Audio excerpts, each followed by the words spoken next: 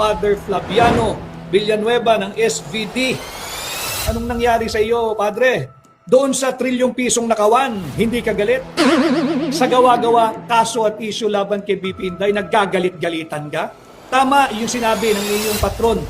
Mahiya ka naman, ikaw ang dapat tamaan nun. Isang paring hayagang umaming dating drug addict ang nanguna sa panawagan kay Ombudsman Crispin Boying Rimulya na pananagutin at ipabilanggo si Vice President Sara Duterte. Si 2025 Ramon Magsaysay Awardee at self-confessed former drug addict Father Flaviano Villanueva ay kabilang sa mga church leaders na naghain ng mga reklamong plunder, malversation, bribery, graft at corruption laban sa Vice President.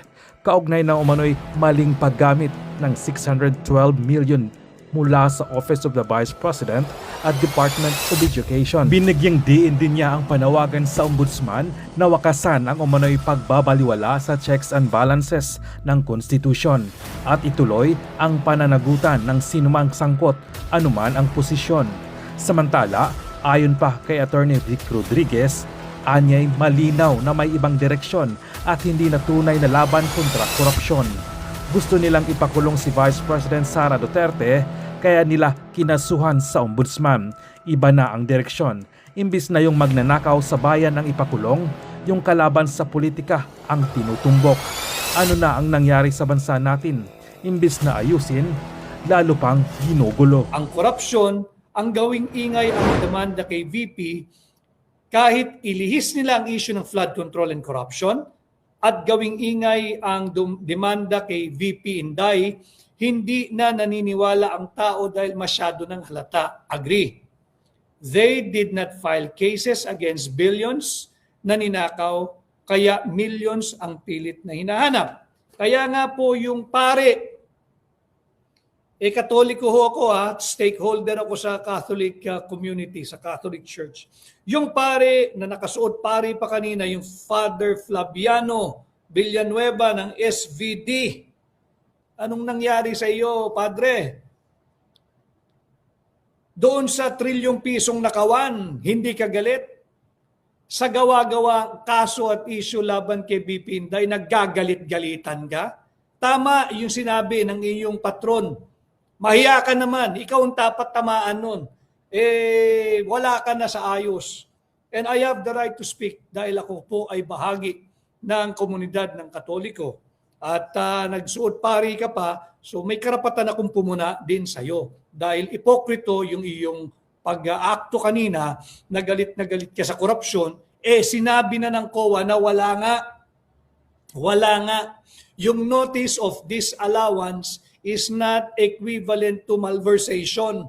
Yung notice of disallowance, ibig sabihin lamang kulang ka pa sa documentation. Ano ho ang ginawa ng tanggapan ng pangalawang Pangulo? Di kinumpleto yung mga kulang na dokumento.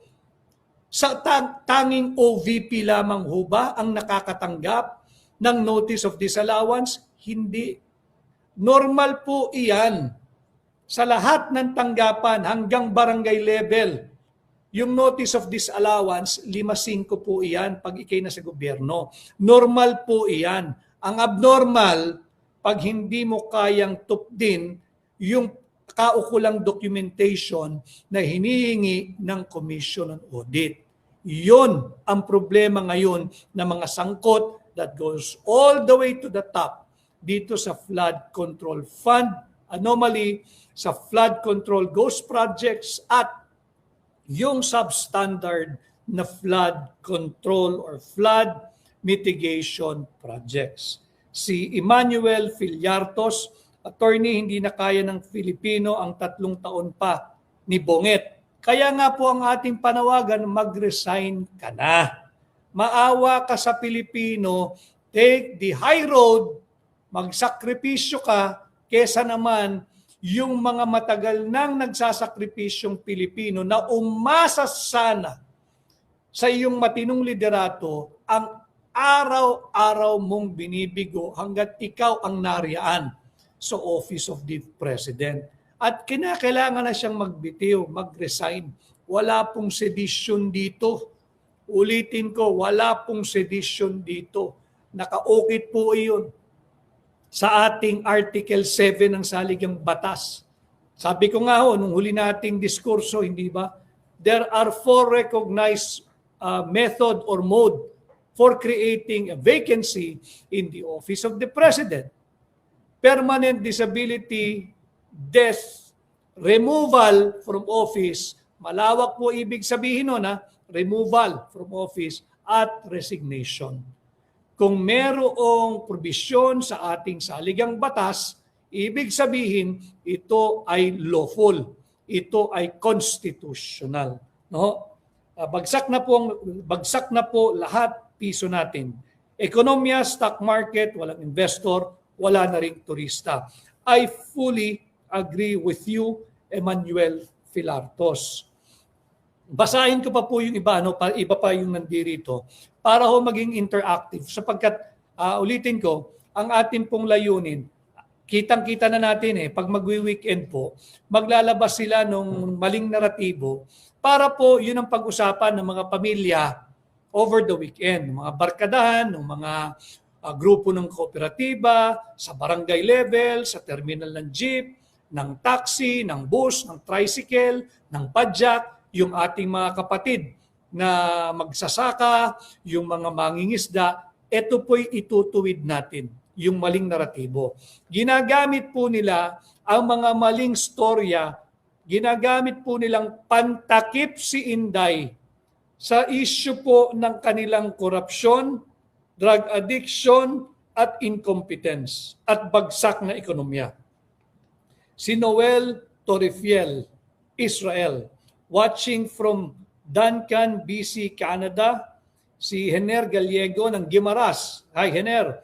Kay Saville Pio 393, thank you for doing this. Thank you also for following ito pong page. Kaya ako po ginagawa ito para sa inyo. Dahil kahit saan po ako magpunta, ang dami nagsasabi, ituloy mo kung pwedeng araw-araw. Hindi ko po talaga kayang araw-araw. Sisikapin ko pong maging madalas. But I will not promise you something that I personally think and believe will not be able to fulfill or deliver. And one of which is to do this live every day, sapagkat meron din po tayong mga professional at personal obligation na kinakailangan nating harapin. Si at Shoni Havillana, Attorney Vic, wala na talaga mag-invest sa Philippines. Kasi worldwide na ang issue ng korupsyon. Nakakaya na po ang sitwasyon natin ngayon. Si Floral Scent 76. Ernivic, laban po from Hong Kong. Thank you, Floral Scent 76. Si Elisa Orevillo ng Barcelona, Spain. Kaylin Agustin, OFW Brunei. Si Julian World. Ipokrito ang paring yan. Yan din yung pari na umamin na 15 years siyang nagda-drugs. Ganun ba? Dati pala siyang drug addict. At least siguro nahinto na niya yung kaganyang paggamit ng droga kung atin siyang paniniwalaan. But based kay Julian World, ipokrito ang paring yan.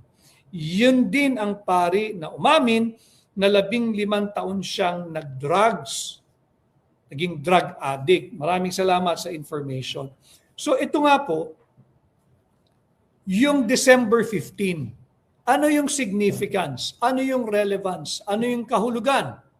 Bakit kinakailangan nilang ilihis ang ating atensyon, ang inyong atensyon sa December 15, sa darating na Lunes na po iyan? Let me refresh your memories. Dahil marami po kayo, meron po tayong almost 1,800 live viewers. Let me refresh your memory, ladies and gentlemen. Hindi ba sinabi mismo ni Bongbong Marcos, by December 15, may makukulong, may kakasuhan, meron na kung ano-ano. Hindi po magaganap yan. Hindi po magaganap yan. Sa Lunes na po ang December 15. At bago magkasingilan, kinakailangan nila ng pamatay sunog. Sino yung pamatay sunog? Walang iba kundi si VP Inday Sara Duterte.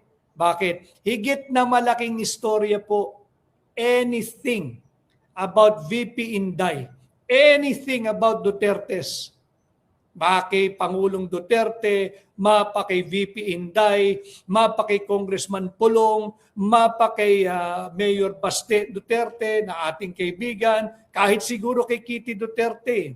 Basta't Duterte, higit na malaking istorya kesa sa kanila, kesa sa kasalukuyang administrasyon. Bakit? Kagaya po kung paano nila pinabagsak ang ating ekonomiya, ganun din po salat bangkarote ang approval at acceptance rating ni Bongbong Marcos. Di ba yung survey nung huli, hindi ko alam kung nag-erase na ako eh. Yung papakita ko sa inyo, meron po akong kinonsulta dahil nga iba-iba, tila iba-iba yung interpretation at pagbabasa ng resulta ng survey na ito. Ito, yung pinakita ko last time. Dito pa. Ito. Dito, ang nagsasabing siya ay mahusay, sama na puro na yung lubos na mahusay at mahusay lang, ay 21%. Ang hindi sigurado ay 32%. At ang lubos na hindi mahusay, yung nagsasabing lubos na hindi mahusay si Bongbong Marcos sa kanyang pamamalakad sa ating gobyerno. Kasama na po dyan yung lubos na hindi mahusay at yung hindi mahusay, 47%. May nagsasabi na ang kanyang net approval base dito sa performance assessment of Bongbong Marcos Jr. ay 21%. Meron man nagsasabing hindi pwedeng 21. Kasi 47% yung hindi sang-ayon na nagsasabing hindi mahusay ang kanyang pamamalakad. At yung iba, pag binabasa po yan, at ganun din ang aking pagbasa. Hindi po ito pagbasa nung nag-survey na kumpanya, yung WR numero Philippines Public something, no? Yung 47 po ang disgustado eh. 21% lamang ang sang-ayon. Pag binasa mo po yan, matitira sa kanya negative 26%. Yan po ang kanyang performance assessment ng mamamayang Pilipino, negative 26%. Lalabas pa ngayon, siguro by now umikot na po yung projection ng Bangko Sentral ng Pilipinas mismo. Sa fourth quarter, ang ating GDP, yung projection ng Bangko Sentral ng Pilipinas ay 3.8% na lamang. Yan po ang projection ng Bangko Sentral ng Pilipinas. Masama po iyan, madilim na larawan po ng pagsasalarawan po ng ating ekonomiya. Balik po tayo sa pantakip si VP Inday. Saan? Dito sa sumasadsad nating patuloy na ekonomiya at hindi ko po nakonsulta yung ating mga nasa banking industry.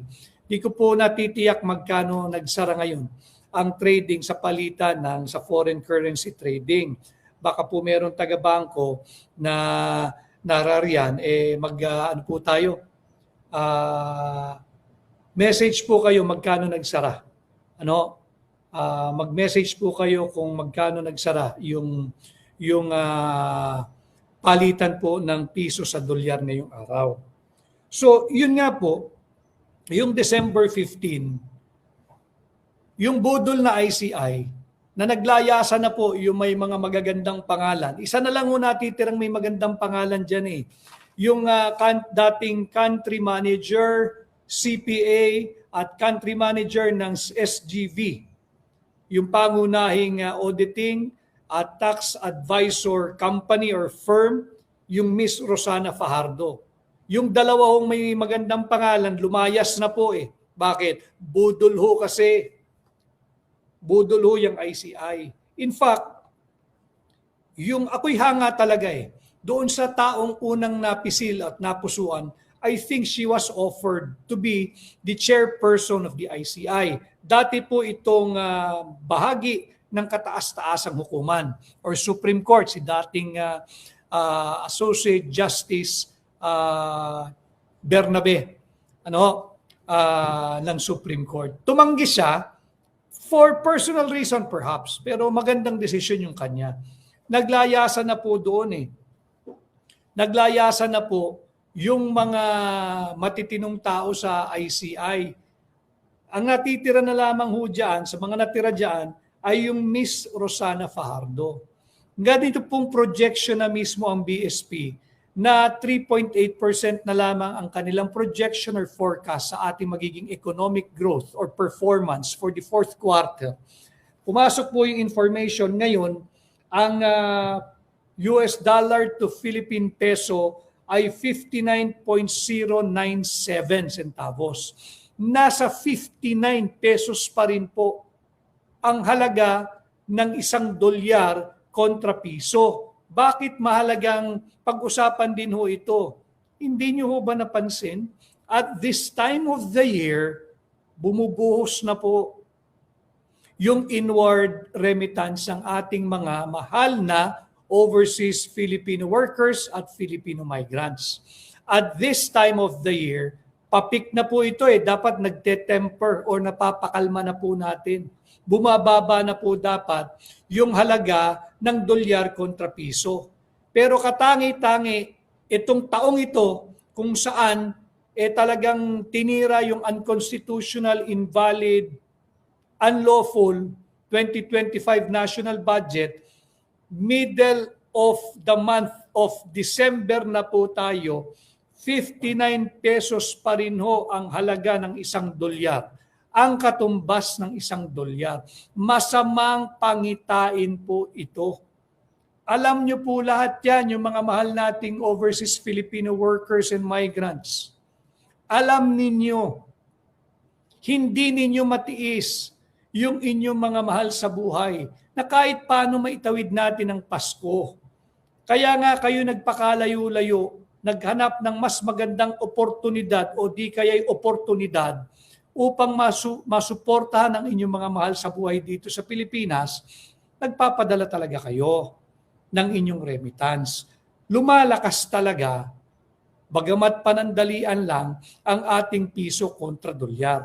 Okay na rin po yun. Kung makahinga tayo ng 3 linggo hanggang 1 buwan, hanggang 1.5 buwan, bumaba, lumakas ang piso, para naman yung purchasing power ho talagang bumuti rin. Pero ito katangi-tangi, mataas pa rin po ang dolyar. Baka pag sinabi ho ninyo, di ba mabuti yun? Mataas yung dolyar, mas maraming mabibili yung pinadalang pamilya rito. Yun nga po sana yung magandang senaryo. Kanya lang, patuloy pong tumataas ang presyo ng mga bilihin. No? Kaya nakakatakot ito, kinakailangan nilang pagtakpan. Sino? Pagtakip, siyempre si VP Inday. Lahat po iyan. Hanapin po natin sa Lunes yung deadline. May kaso na ba? Si Yusek Adrian Bersamin? May kaso na ba si Yusek Trygiv Olaybar? Gigulo Nakakuha ng sweetheart deal kasama si Secretary Mina Pangandaman Diba yung sweetheart deal nila na 2.8 billion pesos? Hindi ba't nasa affidavit ni dating DPWH Yusek Robert Bernardo na kung ilang ulit siyang naghatid ng kwarta kay Yusek Trygiv Gigulo Olaybar ng DepEd na naka-corner ng sweetheart deal kasama si Mina Pangandaman, ang dating kalihim ng DBM. Kasabwat, itinuturo si Yusek Adrian Bersamin. Nasaan na? December 15 na sa Lunes. Budol ICI. Wala na, lusaw na kayo. Fold up. Ligpit na, pack up na, uwian na. Bakit? Pera po namin ang ginagamit ninyo sa pang-araw-araw na pambubudol ninyo sa aming mga Pilipino. Kumbaga po doon sa tinatawag na double dead, yung bawal ibenta. 2 beses, 3 beses, 4 na beses nyo po kaming pinagluloko Binubudol nyo kami paulit-ulit araw-araw. Yung binabayad niyo, pambayad ng kuryente, kung saan man kayo nag-opisina, yung renta dyan, siguro may mga pang-emoluments per dime or allowances or salary pa kayo, pera po ng Pilipino yan. Tigilan nyo na yan. Yung Miss Rosana Fajardo, napakaganda po ng karir ninyo. country manager ng SGV, CPA, magandang profile, iwasan at umalis na po kayo dyan. Sinasaktan nyo lang po lalo ang mga Pilipino kung bahagi kayo ng araw-araw na pambubudol. Yung chairperson ho ninyo, dapat mahiya din ho yun. Pensyonado po yun Nakapagkumpleto po ng kanyang tenure dyan sa judiciary yan Pensyonado po iyan Dapat nga, tumatanggap ka na naman ng another source of income bilang chairperson ng ICI. Dapat nga yan, itigil muna yung pensyon Bakit? May gainful employment ka Tapos yung gainful employment pong panibago, ginigisa mo kami sa sarili naming mantika. Mahiya ka naman. Mahiya ka naman. So balik po tayo.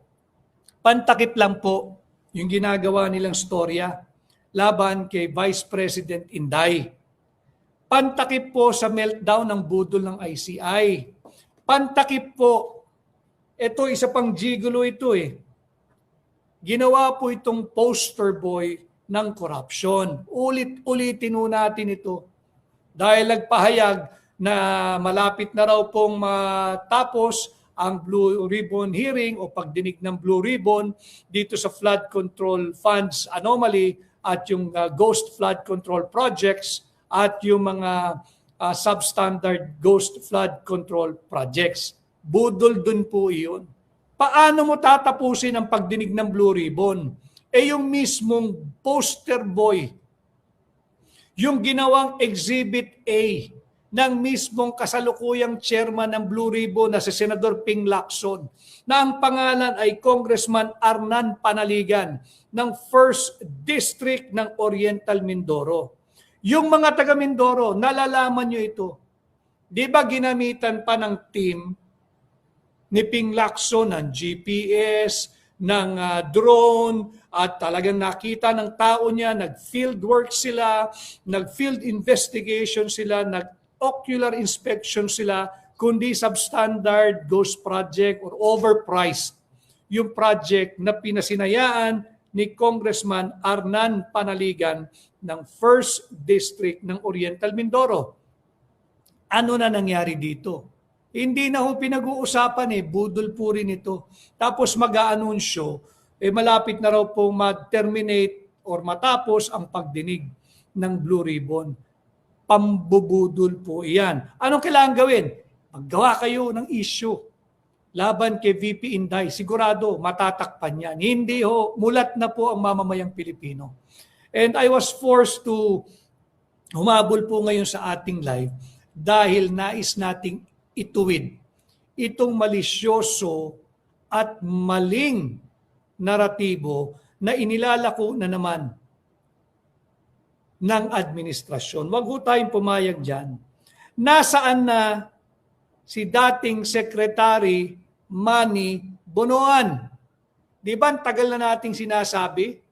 Si Manny Bonoan hindi isinama sa lookout bulletin. Alam mo ninyo, alam na natin pag may ayaw palabasin ng gobyerno ng bansa. Sasama ka nila sa lookout bulletin. Siyempre darating ka ng 2 hours ahead of your flight or boarding time. Kasi nga, dadaan ka pa sa initial screening, dyan sa immigration, etc. So may allowance ka talaga.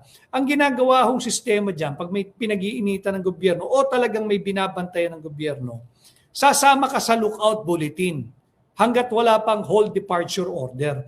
Kasi yung HDO, maaari ka lamang isyuhan kapag ka meron akong kaso. At korte lamang ang pwedeng mag-hold departure order kahit kanino man. Hindi ang executive, hindi po ang Office of the President, hindi po ang DOJ, ang korte. Yung lookout bulletin, mandato po iyan ng Bureau of Immigration under the DOJ. Ngayon, ang gagawin po ng lookout bulletin, ide-delay ka lang. Ide-delay ka lang, ipaparamdam lang sa'yo na yung kanilang kunwa-kunwaring pag-background check, etc., pag-check ng dokumento mo, sasagarin ka sa oras. Paparamdam sa'yo na hindi ka na makakasakay. Hanggang sa hindi ka nga makakasakay. Hanggang sa hindi ka nga makakaboard. Hanggang sa may iwan ka nga ng biyahe mo. Itong si Manny Bonoan, pinuno ng DPWH, kung saan talaga doon siningit lahat ng insertion tungkol dito sa maanumalyang flood control funds and flood control projects. Pinalipad Pinalipad si Manny Bonoan. Kung si Saldico, kinansila yung pasaporte, wala po silang galaw kay Manny Bonoan. Wala silang aksyon dito kay Manny Bonoan.